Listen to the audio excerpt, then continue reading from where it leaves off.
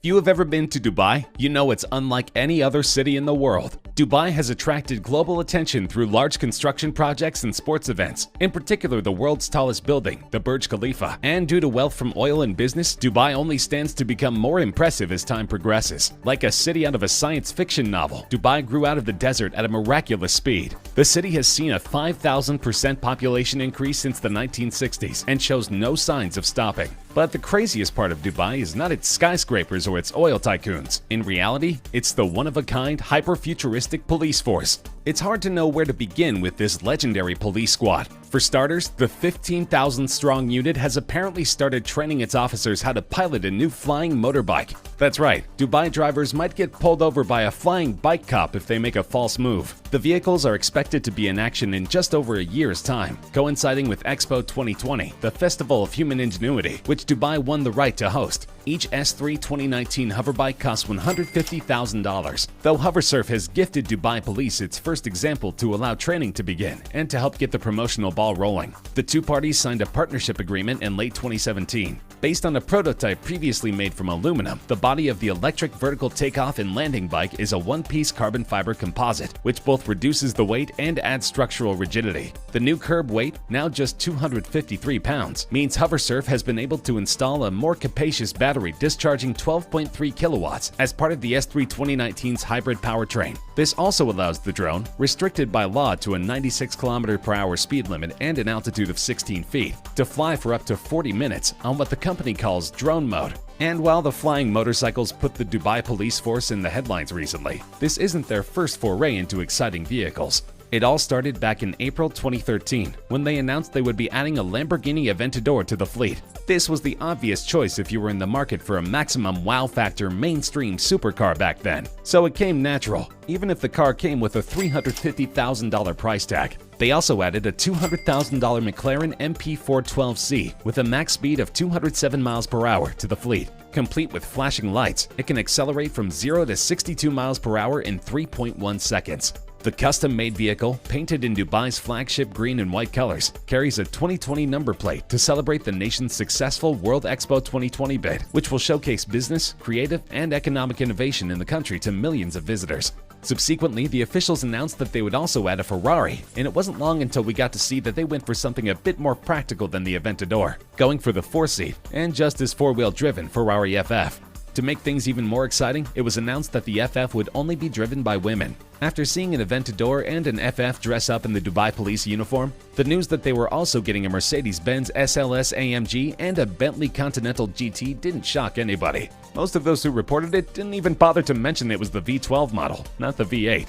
The cars cost $150,000 and $200,000 respectively. The next choice was rather unexpected, with the Dubai police force welcoming one of the 77 units of the Aston Martin 177, which comes at a cool $1.9 million. The Chevrolet Camaro SS that followed afterward may have seemed like a joke coming after all those big names, but it's still cooler than most police cars on planet Earth and costs 50 grand. And finally, in 2017, the Dubai police force outdid themselves by welcoming the world's fastest police car into their flight, a Bugatti Veyron. The car has quickly become the flagship of the fleet, with a staggering top speed of 253 miles per hour. Its 16-cylinder engine produces 1,000 horsepower, sending it from 0 to 60 miles per hour in just 2.5 seconds. The previous record holder belonged to the Italian police force, the Lamborghini Gallardo LP560-4, which has a top speed of 230 miles per hour. The Veyron costs more than $1.7 million, and officials report that it cost $20,000 just to get the oil changed in this luxury machine.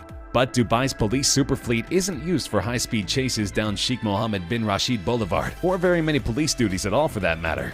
Instead, the cars cruise around the Dubai Mali area and Jumeirah Beach residents in search of tourists and attention. The role of the fleet is to break down barriers between the police and the public, explains Major Sultan Al-Mari of Dubai Police's General Department of Transport and Rescue. We're not looking to just show off with the car. We're looking to show tourists how friendly the police is here in Dubai, Sultan told CNN. We're looking for ways to connect with people all the time. While multilingualism and good communication skills are requirements for the job, drivers also need to have a good sense of humor. Sultan says people often jokingly ask the police to arrest them so they get to ride in the cars. Since the beginning, car makers have been vying for a spot on the fleet, which they see as an opportunity to market their own brand, according to an executive from a premium car manufacturer. It's very prestigious to have the Dubai police as your customer, and it's something that all the dealerships will fight for, he said. Once you've spent many years trying to get into a fleet, you want to stay in, and everybody else is trying to get in. When it comes to selecting the cars, Sultan explains that the Dubai police looks for cars that are making a buzz in the media. But in addition to speed, its strategy is to have hybrid or electric cars make up at least 25% of government fleet cars by 2030.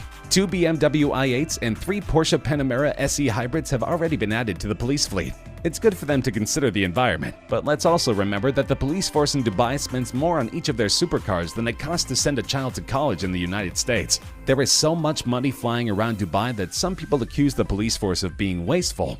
In fact, a general in the Dubai police force makes only about $25,000 a year, and a cadet only makes between $10,000 to $15,000 a year. Needless to say, even if the police force pooled all of their salaries, they couldn't buy any of these luxury cars anytime soon. However, the Dubai police force strives to be the most progressive of all Arabic police forces and aims for high education standards amongst its personnel. The force was the first to use many new law enforcement techniques, including electronic fingerprinting and DNA testing. The force was also the first to use GPS systems to locate stolen vehicles. The force has announced that it plans to deploy its first robot police officer by May 2019, and that their ambition is to have 25% of the force consist of robotic officers by 2030, as well as to operate a smart police station that won't require human employees. In addition, the force was the first to create a human rights department, as well as the first to employ a community policing program. As part of their futuristic image, they have poured millions of dollars into the General Department of Artificial Intelligence. This department is another integral part of the police force, as well as being the most recent department to be created.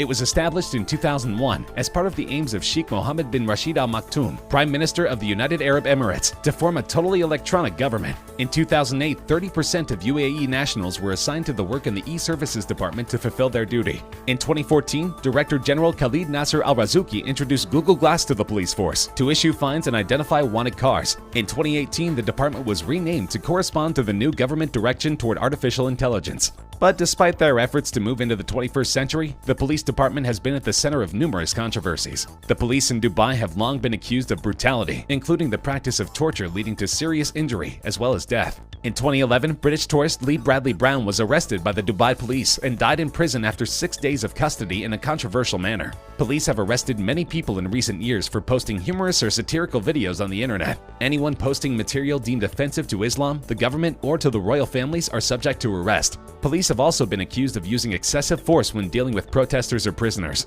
Freedom of speech in Dubai is limited, with both residents and citizens facing severe sanctions from the government for speaking out against the royal family or local laws and culture. Most of the low-paid laborers are victims of human trafficking or forced labor, while some women are even trafficked into the growing sex trade in Dubai, a center of human trafficking and prostitution. However, statistically, Dubai is the 9th safest city in the world. There seems to be a misuse of power, but the police are still effectively preventing violent crime. This is impressive because not very long ago, Dubai was at the center of the world financial crisis, and crime was rampant. In fact, luxury cars worth hundreds of thousands of dirhams can be found gathering dust on roadsides across Dubai, the remnants of the city-state's economic boom that was brought to an abrupt halt by the global financial crisis.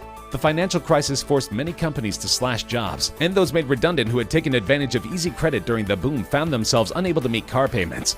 Dubai municipality said 1,476 vehicles were recovered in the year to July 31st, compared to 1,227 during the same period in 2008.